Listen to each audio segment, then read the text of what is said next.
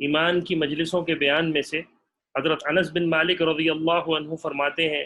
کہ عبداللہ بن رواحہ رضی اللہ عنہ جب حضور علیہ الصلوۃ والسلام کی کسی صحابی رضی اللہ عنہ سے ملتے تو اس سے کہتے آؤ تھوڑی دیر اپنے رب پر ایمان کو تازہ کریں۔ ایک دن انہوں نے یہ بات ایک آدمی سے کہی تو اسے غصہ آ گیا، یعنی ایک اور صحابی سے کہی تو اسے غصہ آ گیا، اور اس نے جا کر حضور علیہ الصلوۃ والسلام کی خدمت میں عرض کیا، یا رسول اللہ،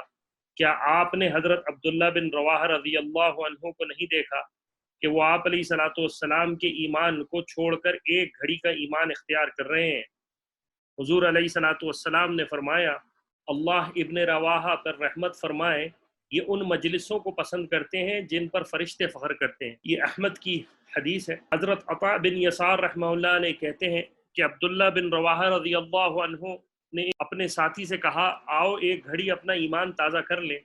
اس نے کہا، کیا ہم پہلے سے مومن نہیں ہیں؟ حضرت عبداللہ رضی اللہ عنہ نے کہا، لیکن ہم اللہ کا ذکر کریں گے تو اس سے ہمارا ایمان بڑھ جائے گا۔ حضرت شرح بن عبداللہ رحمہ اللہ علیہ کہتے ہیں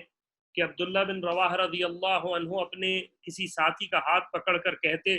آؤ ہمارے ساتھ کچھ دیر رہو تاکہ اپنا ایمان تازہ کر لیں اور ذکر کی مجلس میں اللہ کی صفات کا آپس میں ذکر کرنے بیٹھ جائیں۔ ابو دردہ رضی اللہ عنہ فرماتے ہیں کہ عبداللہ بن رواحہ رضی اللہ عنہ نے میرا ہاتھ پکڑ کر کہا، آؤ ہم کچھ دیر اپنا ایمان تازہ کریں، کیونکہ دل اس ہانڈی